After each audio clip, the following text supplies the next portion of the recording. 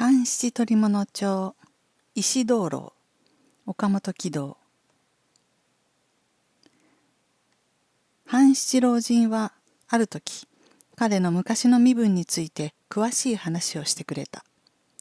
江戸時代の探偵物語を読む人々の便宜のために、私も少しばかりここにその受け売りをしておきたい。鳥物町というのは、与力や同心が岡っ引きらの報告を聞いて、さらにこれを町奉行所に報告すると、御用部屋に当座帳のようなものがあって、書役がとりあえずこれに書き留めておくんです。その帳面を鳥物帳と言っていました。と半七はまず説明した。それから私どものことを世間では御用聞きとか岡っ引きとか手先とか勝手にいろいろの名をつけているようですが、御用聞きというのは一種の敬語で、だからこっちを崇めて言うときか、またはこっち方を脅すときに用いる言葉で、表向きの呼び名は小物というんです。小物じゃ幅が利かないから御用聞きとか目明かしとか言うんですが、世間では一般に岡っ引きと言っていました。で、与力には同心が4、5人ぐらいずつついている。同心の下には岡っ引きが2、3人ついている。その岡っ引きの下にはまた4、5人の手先がついているという順序で、岡っ引きも少しいい顔になると、一人で7、8人ないし10人ぐらいの手先を使っていました。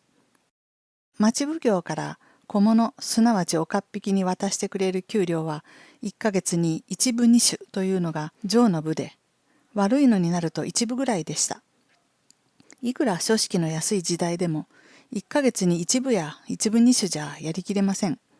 おまけに5人も10人も手先を抱えていて、その手先の給料はどこからも一文だって出るんじゃありませんから、親分の岡っ引きが何とか面倒を見てやらなけりゃならない。つまり初めからそろばんが取れないような無理な仕組みに出来上がっているんですから、自然そこにいろいろな弊害が起こってきて、岡っ引きとか手先とか言うと、とにかく世間からマムシ扱いにされるようなことになってしまったんです。しかし大抵の岡っ引きは何か別に商売をやっていました。女房の名前で湯屋をやったり、小料理をやったりしていましたよ。そういうわけで、町奉行所から公認認められているのは少数の小物、すなわち岡っ引きだけで、多数の手先は読んで字のごとく、岡っ引きの手先となって働くに過ぎない。したがって岡っ引きと手先とは自然親分子分の関係をなして、手先は岡っ引きの台所の飯を食っているのであった。もちろん手先の中にもなかなか立派な男があって、良い手先を持っていなければ、親分の岡っ引きも良い顔にはなれなかった。半七は岡っ引きの子ではなかった。日本橋の木綿棚の通い番頭のせがれに生まれて、彼が13、妹の奥目が5つの時に父の半兵衛に死に別れた。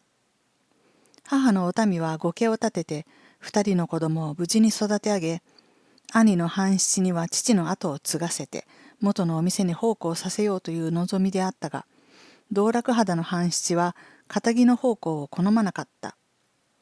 私も不幸者で、若い時にはおふくろを散々泣かせましたよ。それが半七の懺悔であった。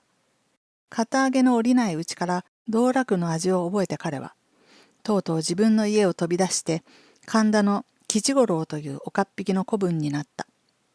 吉五郎は酒癖の良くない男であったが、子分たちに対しては親切に面倒を見てくれた。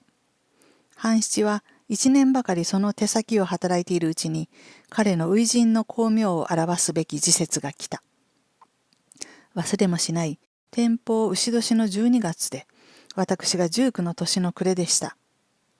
半七老人の功名話はこうであった。天保12年の暦ももう終わりに近づいた12月初めの曇った日であった。半七が日本橋の大通りをぶらぶら歩いていると、白木の横丁から青い顔をした若い男が苦労ありそうにとぼとぼと出てきた。男はこの横丁の菊村という古い小間物屋の番頭であった。半七もこの近所で生まれたので、子供の時から彼を知っていた。清さんどこへ？声をかけられて清次郎は黙って会釈をした。若い番頭の顔色は今日の冬空よりも陰っているのがいよいよ半七の目についた。風邪でもひきなすったかえ？顔色がひどく悪いようだが。いえ、何別に。言おうか言うまいか。清次郎の心は迷っているらしかったが、やがて近寄ってきてささやくように言った。実はお菊さんの行方が知れないので。お菊さんが？一体どうしたんです？昨日のお昼過ぎに中働きのお竹どんを連れて浅草の観音様へお参りに行ったんですが、途中でお菊さんにはぐれてしまってお竹どんだけがぼんやり帰ってきたんです。昨日の昼過ぎ、と半七も顔をしかめた。そうして今日まで姿を見せないんですね。おふくろさんもさぞ心配していなさるだろう。まるで心当たりはないんですかえ？そいつはちっと変だね。菊村の店でも無論手分けをして、夕べから今朝まで心当たりをくまなく詮索しているが、ちっとも手がかりがない、と清次郎は言った。彼は夕べろくろくに眠らなかったらしく、赤く潤んだ目の奥に疲れた瞳ばかりが鋭く光っていた。番頭さん、冗談じゃない。お前さんが連れ出してどこかへ隠してあるんじゃないかえ？と半七は相手の肩を叩いて笑った。いいえ、とんでもないことを。と清次郎は青い顔を少し染めた。娘と清次郎とがただの主従関係でないことは半七もうすうす睨んでいた。しかし正直者の清次郎が娘をそそのかして家出させるほどの悪法を書こうとも思われなかった。菊村の桃園の親類が本郷にあるので、所詮無駄だとは思いながらも、一応は年ばらしにこれからそこへも聞き合わせに行くつもりだと清次郎は頼り投げに言った。彼の注げた瓶の毛は師走の寒い風に寂しくおののいていた。じゃあまあ試しに行ってごらんなさい。わしもせいぜい気をつけますから。何分願います。清次郎に別れて半七はすぐに菊村の店へ訪ねて行った。菊村の店は試験藩の間口で、一方の狭い抜け裏の左側に格子戸の出入り口があった。奥行きの深い家で、奥の八畳が主人の居間らしく、その前の10坪ばかりの北向きの小庭があることを半七はかねて知っていた。菊村の主人は5年ほど前に死んで、今は女主のお虎が一家の締めくくりをしていた。お菊は夫が形見の一粒種で今年18の美しい娘であった。店では十蔵という大番頭のほかに清次郎と藤吉の若い番頭が2人、まだほかに4人の小僧が奉公していた。奥はお虎親子と中働きのお竹と他に台所を働く女中が2人いることも半七はことごとく記憶していた。半七は女主人のお虎にもあった。大番頭の十蔵にもあった。中働きのお竹にもあった。しかしみんな薄暗い歪んだ顔をしてため息をついているばかりで、娘のありかを探索することについて何の暗示をも半七に与えてくれなかった。帰る時に半七はお竹を格子の外へ呼び出してささやいた。お竹どん、おめえはお菊さんのお供をしていった人間だから、今度の一件にはどうしても関わり合いは逃れねえぜ。うち外によく気をつけて、何か心当たりのことがあったらきっとわっしに知らしてくんねえ。いいかえ？隠すとためにならねえぜ。年の若いお竹は灰のような顔色をして震えていた。その脅しが効いたと見えて、半七が明くる朝再び出直していくと、格子の前を寒そうに吐いていたお竹は待ちかねたようにかけてきた。あのね、半七さん、お菊さんがゆうべ帰ってきたんですよ。帰ってきた。そりゃあよかった。ところがまたすぐどこかへ姿を隠してしまったんですよ。そりゃあ変だね。変ですとも。そうしてそれきりまた見えなくなってしまったんですもの。帰ってきたのを誰も知らなかったのかね。いいえ、私も知っていますし、おかみさんも確かに見たんですけれども、それがまたいつの間にか。聞く人よりも話す人の方がいかにも腑に落ちないような顔をしていた。昨日の夕方、北朝の暮れむつがちょうど聞こえる頃でしたろう。とおたけは何か怖いものでも見たように声を潜めて話した。この格子がガラリと開いたと思うと、お菊さんが黙ってスーッと入ってきたんですよ。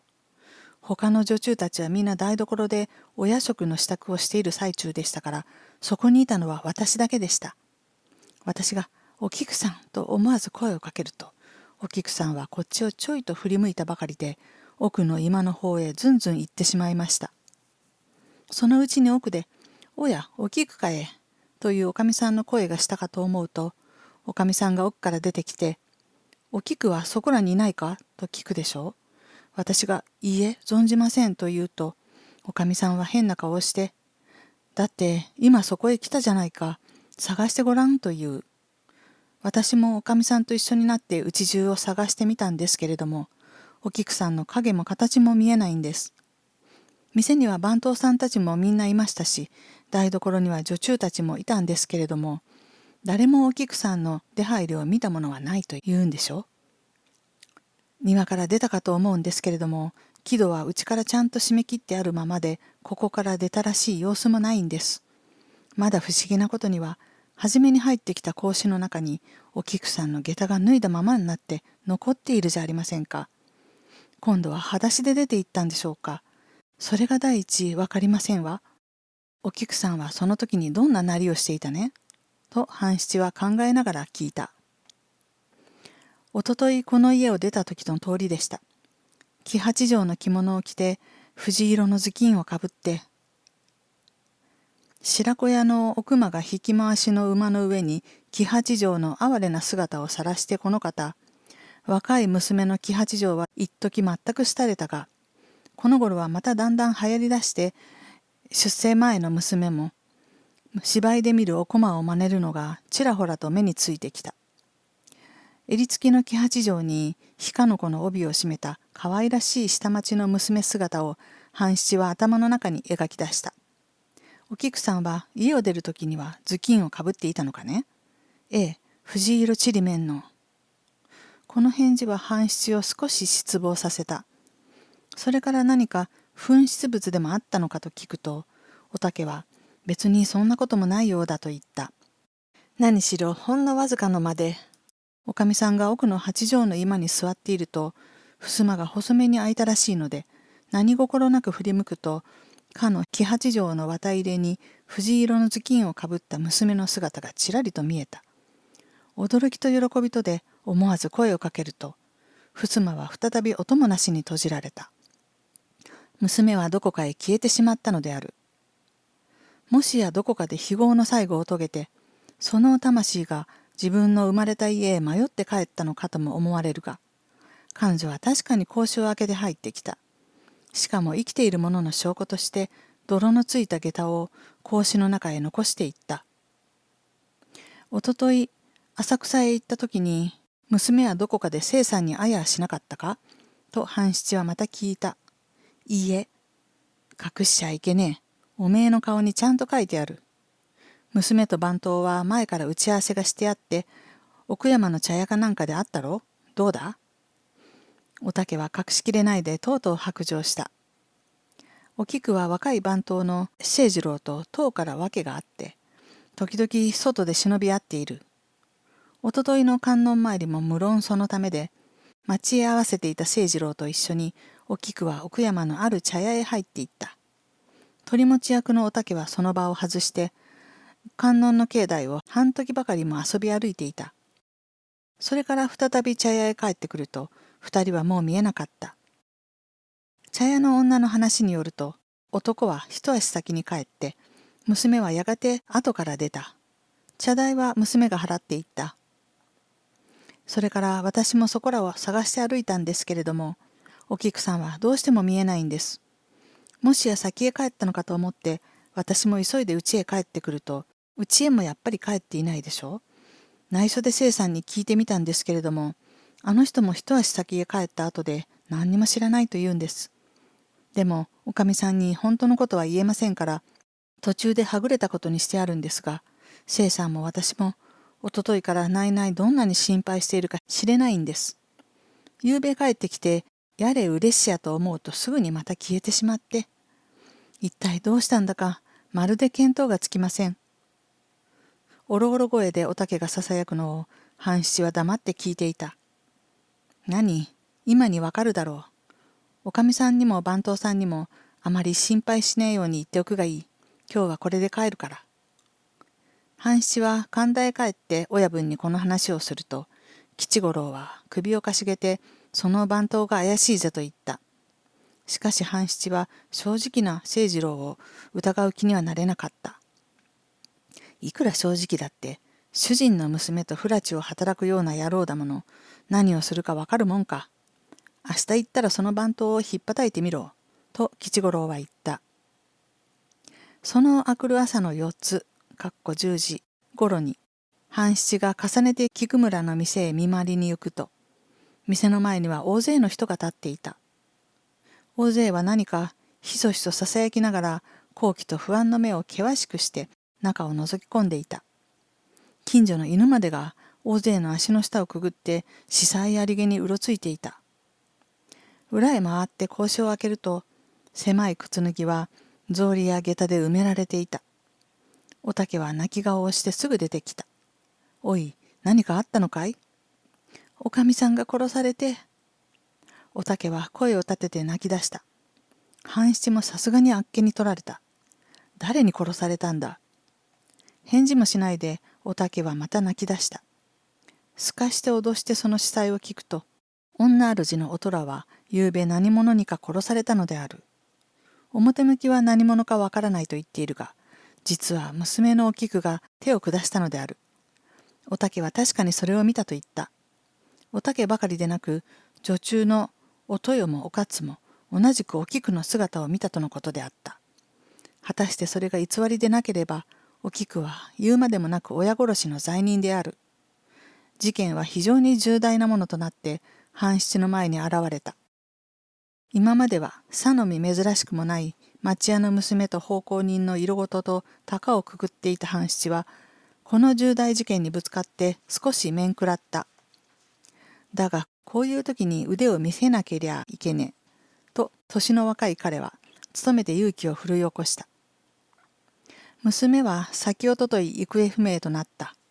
それがおとといの晩ふらりと帰ってきて、すぐにまたその姿を隠してしまった。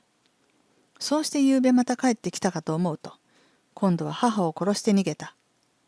これにはよほど込み入った事情がまつわっていなければならないと想像された。そうして娘はどうした？どうしたかわからないんです。とおたけはまた泣いた。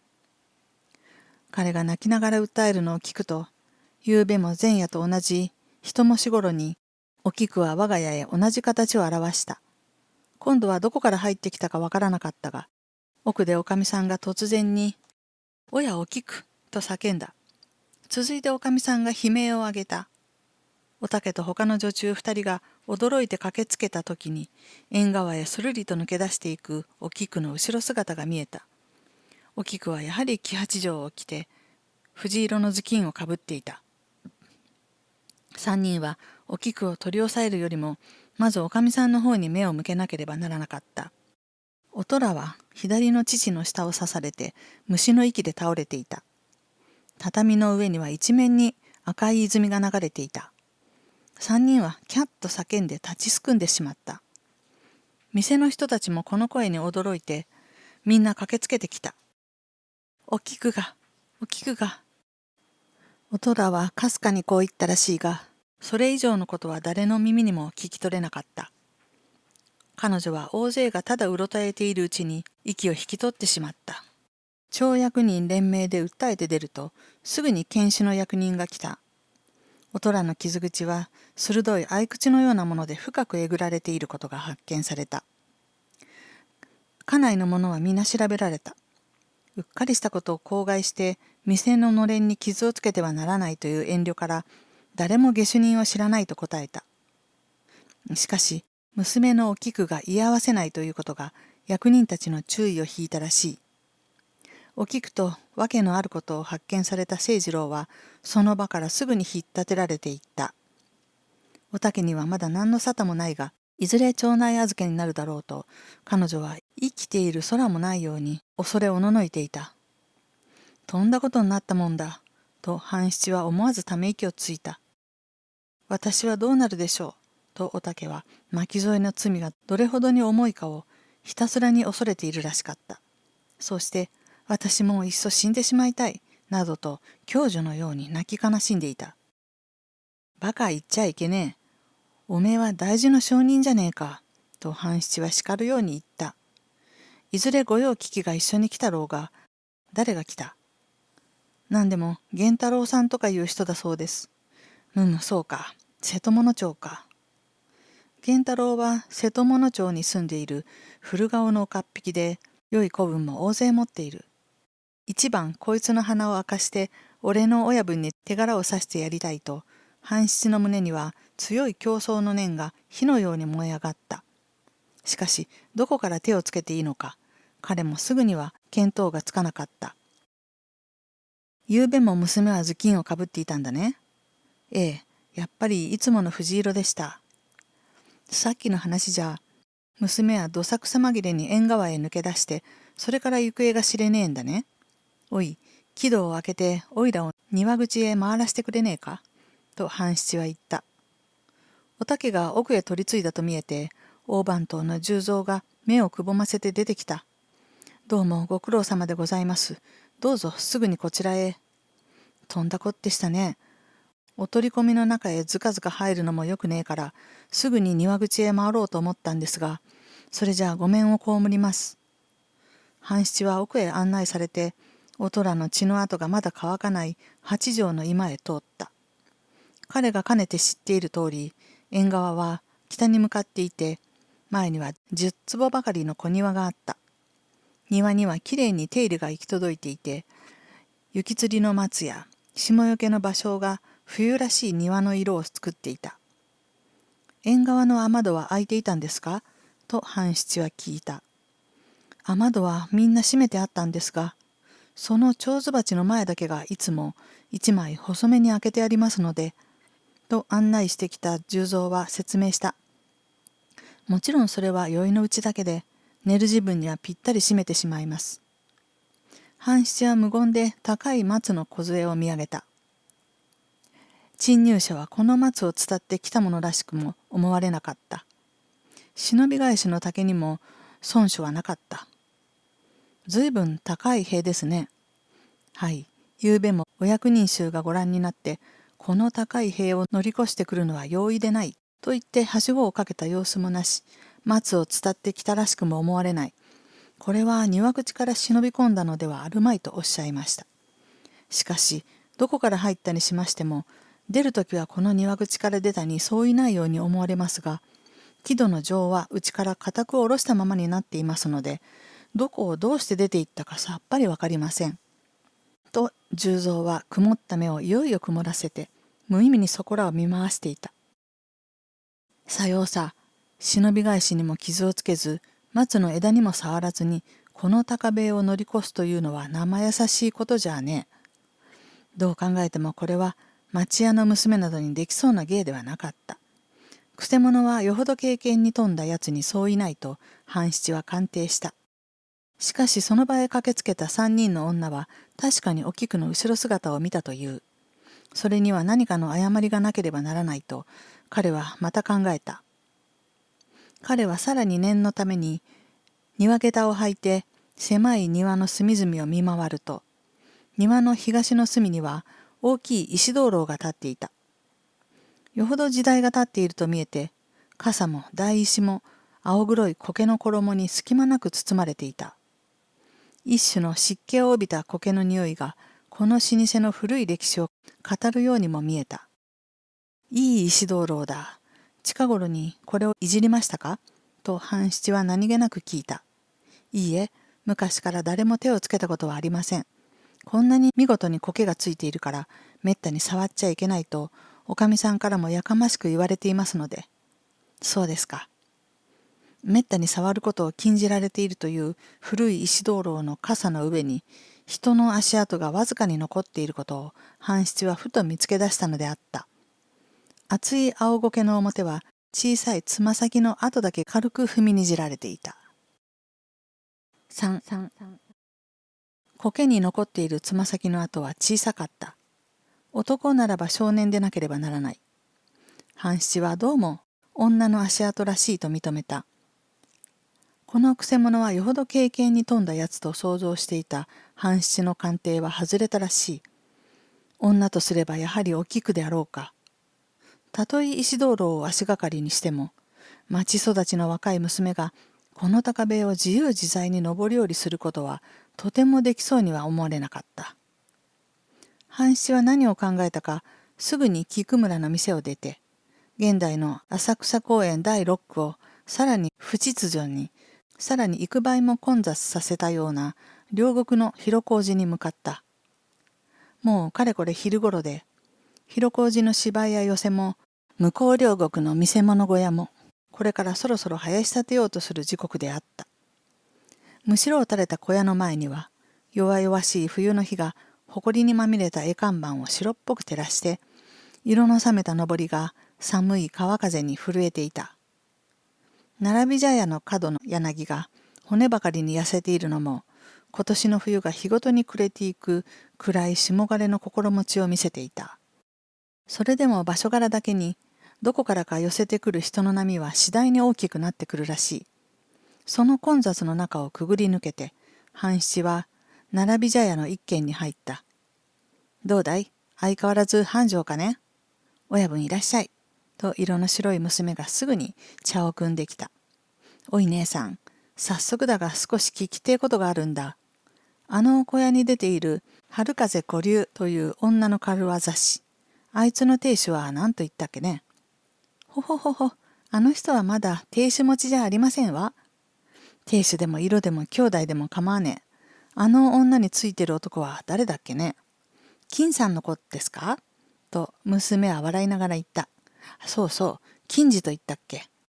あいつの家は向こう両国だね。古流も一緒にいるんだろう。ほほ、どうですか。金次は相変わらず遊んでるだろう。なんでも元は大きい呉服屋に奉公していたんだそうですが、古流さんのところへ反物を持って行ったのが縁になって、古流さんよりずっと年の若いおとなしそうな人ですよ。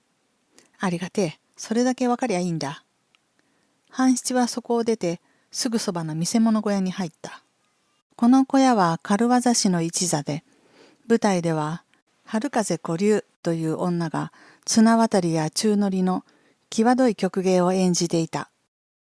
古流は白い仮面をかぶったような厚化粧をして、せいぜい若々しく見せているが、本当の年はもう30に近いかもしれない。墨で描いたらしい濃い眉と、紅をまぶたにぼかしたらしい美しい目とを絶えず働かせながら、演技中にも多数の見物に向かって、しきりに卑しい媚びを打っている。それがたまらなく面白いもののように、見物は口を開いて見とれていた。半七はしばらく舞台を見つめていたが、やがてまたここを出て、向こう両国へ渡った。駒止橋の桃んじ屋に近い路地の中に、金次の家のあることを探し当てて、半七は格子の外から二三度声をかけたが、中では返事をするものもなかった。よんどころなしに隣の家へ行って聞くと、金次は家を開けっぱなしにして近所の銭湯へ行ったらしいとのことであった。私は山の手からわざわざ訪ねてきたものですが、そんなら帰るまで入り口に待っています。隣のおかみさんに一応断って、半七は格子の中へ入った。上がりかまちに腰をかけて、タバコを一服吸っているうちに、彼はふと思いついて、そっと入り口の障子を細めに開けた。中は、六畳と四畳半の二間で、入り口の六畳には長火鉢が据えてあった。次の四畳半には、こたつが切ってあるらしく、掛け布団の赤い裾が、存在に締めた襖の間からこぼれ出していた。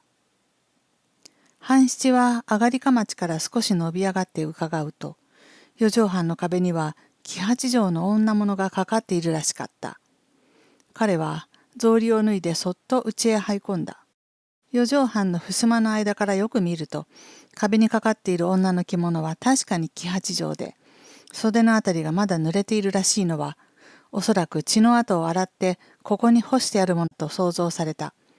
半七はうなずいて元の入り口に帰った。その途端にドブ板を踏む足音が近づいて、隣のおかみさんに挨拶する男の声が聞こえた。留守に誰か来ている？ああ、そうですか。金次が帰ってきたなと思ううちに、格子がからりと開いて、半七と同じ年頃の若い小粋な男が濡れ手ぬぐいを下げて入ってきた。金次はこの頃小博打などを打ち覚えて、ぶらぶら遊んでいる男で、半七とはまんざら知らない顔でもなかった。やあ、神田の兄ですか。お珍しゅうございますね。まあ、お上がんなさい。相手がただの人と違うので、金次は愛想よく半七を障子入れて長火鉢の前に座らせた。そして時効の挨拶などをしている間にも、なんとなく落ち着かない彼の素振りが半七の目にはありありと読まれた。おい金次、俺は初めにおめえに謝っておくことがあるんだ。なんですね、兄。改まってそんなことを。いや、そうでね。いくら俺が御用を務める身の上でも、人の家へ留守に上がり込んで、奥を覗いたのは悪かった。どうかまあ、堪忍してくんね。火鉢に炭をついでいた金次はたちまち顔色を変えて、推しのように黙ってしまった。彼の手に持っている火鉢は、カチカチとなるほどに震えた。あの木八丈は古流のかい？いくら芸人でもひどく派手な柄を着るじゃねえか。もっともおめえのような若い亭主を持っていちゃ、女はよっぽど若作りしにゃなるめえが。はははは。おい金次、なぜ黙っているんだ。愛嬌のねえ野郎だな。受け賃に何かおごって、古流ののろけでも聞かせねえか。おいおい、なんとか返事をしろ。おめえも年上の女に可愛がられて、何から何まで世話になっている以上は、たとえ自分の気にすまねえことでも、女がこうといやよんどころなしに片棒を担ぐというような苦しい羽目がねえとも限らねえ。そりゃ俺もバンバン察しているから、できるだけのお慈悲は願ってやる。どうだ、何もかも正直に言ってしまえ。唇まで真っ青になって震えていた金次は、押しつぶされたように畳に手をついた。兄、何もかも申し上げます。神妙によく言った。あの木八丈は菊村の娘のだろうな。てめえ、一体あの娘をどこから連れてきた？私が連れてきたんじゃないんです。と金次は哀れみをこうような悲しい目をして相手の顔をそっと見上げた。実は先おとといの昼前に古流と二人で浅草へ遊びに行ったんです。酔うとあいつの癖で今日はもう商売を休むというのを無理になだめて帰ろうとしてもあいつがなかなか承知しないんです。もっともあんな派手な家業はしていても銭使いが荒いのと私がこの頃景気が悪いんで方々に無理な借金はできる。この年の暮れは大子なんであいつも少しやけになっているようですから仕方なしにおもりをしながら昼過ぎまで奥山あたりをうろついているとある茶屋から若い番頭が出てくる。続いて小綺麗な娘が出てきました。それを古流が見て、あれは日本橋の菊村の娘だ。おとなしいような顔をしていながら、こんなところで番頭と出会いをしていやがる。あいつを一番食い物にしてやろうと。古流はどうして菊村の娘ということを知っていたんだと半七は口を入れた。そりゃあ時々に紅やおしろいを買いに行くからです。菊村は古い店ですからね。そこで私はすぐに籠を呼びに行きました。その間、何と言って誘ってきたのか知りませんが、とうとうその娘を馬道の方へ引っ張り出してきたんです。籠は二艇で、古流と娘が籠に乗って先へ行って、私は後から歩いて帰りました。帰ってみると娘は泣いている。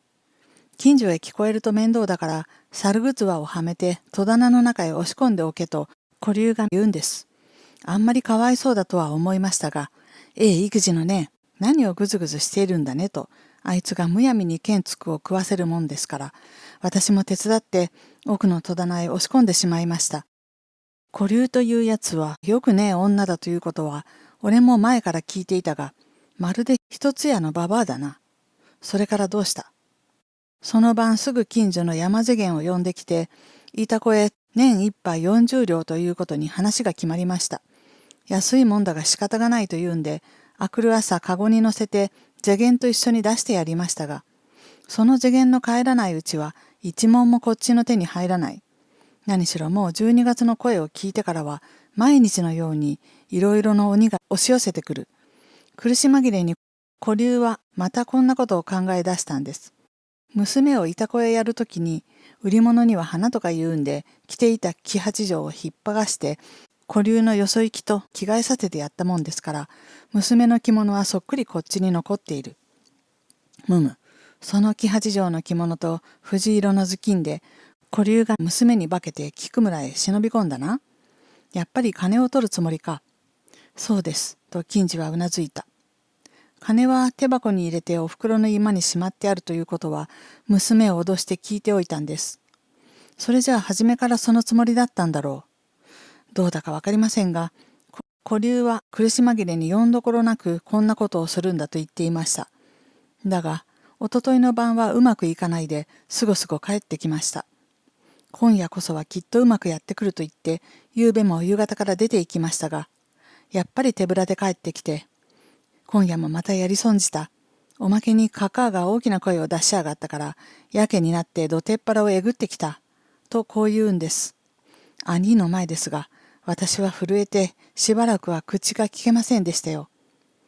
袖に血がついているのを見ると、嘘じゃない。とんでもないことをしてくれたと思っていますと、それでも当人は済ましたもので、なに大丈夫さ。この頭巾と着物が証拠で、世間じゃ娘が殺したと思っているに相違ない。と言っているんです。そうして着物の血を洗ってあそこへ干して、今日も相変わらず小屋へ出て行きました。いい度胸だな。お前の色には杉物だ。と半七は苦笑いをした。だが正直に何もかもよく言ってくれた。おめえもとんだ女に可愛がられたのが運の尽きだ。古流はどうで獄門だが、おめえの方は言い取り次第で首だけはつながるに相違ねえ。まあ安心していろ。どうぞご慈悲を願います。私は全く育児のない人間なんで、夕べもおちおち寝られませんでした。兄の顔を一目見たときに、こりゃもういけねえと往生してしまいました。あの女には義理が悪いようですけれども、私のようなものは、こうして何もかもすっかり白状してしまった方が胸が軽くなってかえってようございますよ。じゃあ気の毒だがすぐに神田の親分のところまで一緒に来てくれ。どのみち当分はシャバは見られめえからまあゆっくり支度をしていくがいいや。ありがとうございます。真っ昼間だ。近所の手前もあるだろう。縄は勘弁してやるぜ。と半七は優しく言った。ありがとうございます。金次は重ねて礼を言った。彼の目は育児なく潤んでいた。お互いに若い体だ。こう思うと半七は自分の虜となって惹かれていくこの弱々しい若い男がいじらしくてならなかった。4半七の報告を聞いて親分の吉五郎は金杉の浜でクジラを捕まえたほどに驚いた。犬も歩けば棒に当たるというが、てめえもうろうろしているうちにどえらいことをしやがったな。まだ駆け出しだと思っていたら油断のならねえやつだ。いい、何しろ大出来だ。てめえの骨を盗むような俺じゃねえ。てめえの働きはみんな旦那方に申し立ててやるからそう思え。それにしてもその古流というやつを早く引き上げてしまわなければならねえ。女でもイケっぷてえやつだ。何をするか知れねえから誰か言って半七をつけてやれ。物慣れた手先二人が半七を先に立てて再び両国へ向かったのは、短い冬の日ももう暮れかかって、見せ物小屋がちょうど跳ねる頃であった。二人は外に待っていて、半七だけが小屋へ入ると、古流は楽屋で着物を着替えていた。私は神田の吉五郎のとこから来たが、親分が何か用があると言うから、ご苦労だがちょっと来てくんねえ。と半七は何気なしに言った。古流の顔には暗い影がさした。しかし案外落ち着いた態度で寂しく笑った。親分が、なんだか嫌ですわね。何のご用でしょう。あんまりおめえの評判がいいもんだから、親分もおつなきになったんかもしれねえ。あら、冗談は置いて、本当に何でしょう。お前さん大抵知っているんでしょ。衣装つづらにしなやかな体を持たせながら、古流は蛇のような目をして半七の顔を伺っていた。いや、おいらはほんの使いやっこだ。何にも知らねえ。何しろ、大して手間を取らせることじゃあるめえから、世話を焼かせねえで素直に来てくんねえ。そりゃあ参りますとも。ご用とおっしゃりゃ逃げ隠れはできませんからね。と古流はタバコ入れを取り出して静かに一服吸った。隣のおででこ芝居では打ち出しの太鼓が聞こえた。他の芸人たちも一種の不安に襲われたらしく、息を殺して遠くから二人の問答に耳を澄ましていた。狭い楽屋の隅々は暗くなった。日が短え。親分も気が短え。ぐずぐずしていると俺まで叱られるぜ。早くしてくんねえ。と、半七はじれったそうに催促した。はいはい、すぐにお供します。ようやく楽屋を出てきた古流は、そこの暗い影にも二人の手先が立っているのを見て、悔しそうに半七の方をじろりと睨んだ。おお、寒い。日が暮れると急に寒くなりますね。と彼女は両袖を掛け合わせた。だから早く行きねえよ。何のご用かは存じませんが、もしじきに返していただけないと困りますから、うちへちょいと寄らしてくださるわけには参りますまいか。家へ帰ったって金次はいねえぞ。と半七は冷ややかに言った。古流は目を閉じて立ち止まった。やがて再び目を開くと、長いまつげには白い露が光っているらしかった。金さんはおりませんか。それでも私は女のことですから、少々支度をして参りとうございますから。三人に囲まれて、古流は両国橋を渡った。彼女は時々に肩を震わせて、やるせないようにすすり泣きをしていた。金次がそんなに恋しいか。あい、おめえのような女にも似合わねえな。察してください。長い橋の中ほどまで来た頃には、貸しの家々には、黄色い明かりの影がまばらにきらめき始めた。大川の水の上にはネズミ色の煙が浮かび出して、遠い川下が水明かりで薄白いのも寒そうに見えた。橋番の小屋でも行灯にわずかなろうそくの明かりを入れた。今夜の霜を予想するようにお船蔵の上を雁の群れが鳴いて通った。もし私に悪いことでもあるとしたら、金さんはどうなるでしょうね。そりゃあトンニーの言い取り次第さ。古流は黙って目を拭いていた。と思うと彼女は出し抜けに叫んだ。金さん、堪忍しておくれよ。そばにいる半七を力任せに突きのけて、古流はツバメのように身を翻して駆け出した。さすがは軽業師だけにその早業は目にも止まらないほどであった。彼女は欄干に手をかけたかと見る間もなく、体はもう真っ逆さまに大川の水底に飲まれていた。畜生と半七は歯を噛んだ。水の音を聞いて橋番も出てきた。御用という名ですぐに近所の船頭から船を出させたが、古流は再び浮き上がらなかった。明くる日になって向こう河岸の百本杭に女の髪がその昔の浅草のりのように黒く絡みついているのを発見した。引き上げてみると、その髪の持ち主は古流であったので、凍った死体は河岸の朝霜にさらされて検視を受けた。女の軽業師はとうとう命の綱を踏み外してしまった。それが江戸中の評判となって、半七の名もまた高くなった。菊村ではすぐ人をやって、まだ目見え中のお菊を無事にいた子から取り戻した。今考えると、あの時はまるで夢のようでございました。清次郎は一足先に帰ってしまって、私はなんだか寂しくなったものですから、お竹の帰ってくるのを待ちかねて、何の気なしに表へ出ますと、大きい木の下に前から顔を知っている軽業師の古流が立っていて、清さんが今そこで急病で倒れたからすぐ来てくれというのでございます。私はびっくりして一緒に行きますと、清さんは籠でお医者の家へ担ぎ込まれたから、お前さんも後から籠で行ってくれと無理やり籠に乗せられて、やがてどこだかわからない薄暗い家へ連れ込まれてしまったのでございます。そうすると古流の様子が急に変わって、もう一人の若い男と一緒に私を散々ひどい目に遭わせまして、それからまた遠いところへ送りました。私はもう半分は死んだもののように棒となってしまいまして、何をどうしようという知恵も分別もできませんでした。と、お菊は江戸へ帰ってから係の役人の取り調べに答えた。番頭の清次郎は単に叱り置くというだけで許された。古流は自滅して仕置きを免れたが、その死肉日はやはり小塚っ腹にかけられた。金次も同罪ともなるべきものを格別のご慈悲をもって遠答申しつけられて、この一件は落着した。これがまあ私の売り出す始めでした。と半七老人は言った。それから3、4年経つうちに、親分の吉五郎はかく乱で死にました。その死に際に娘のおせんと後敷一切を私に譲って、どうか後を立ててくれろという遺言があったもんですから、子分たちもとうとう私を担ぎ上げて、二代目の親分ということにしてしまいました。私が一人前の岡っ引きになったのはこの時からです。その時にどうして古流に目串を刺したかというんですか。そりゃあさっきもお話し申した通り、石灯籠の足跡からです。苔に残っているつま先がどうしても女の足らしい。と言って、大抵の女があの高塀を無造作に上り下りすることができるもんじゃない。よほど体の軽いやつでなけりゃならないと思っているうちに、ふいと軽業師ということを思いついたんです。女の軽業師は江戸にもたくさんありません。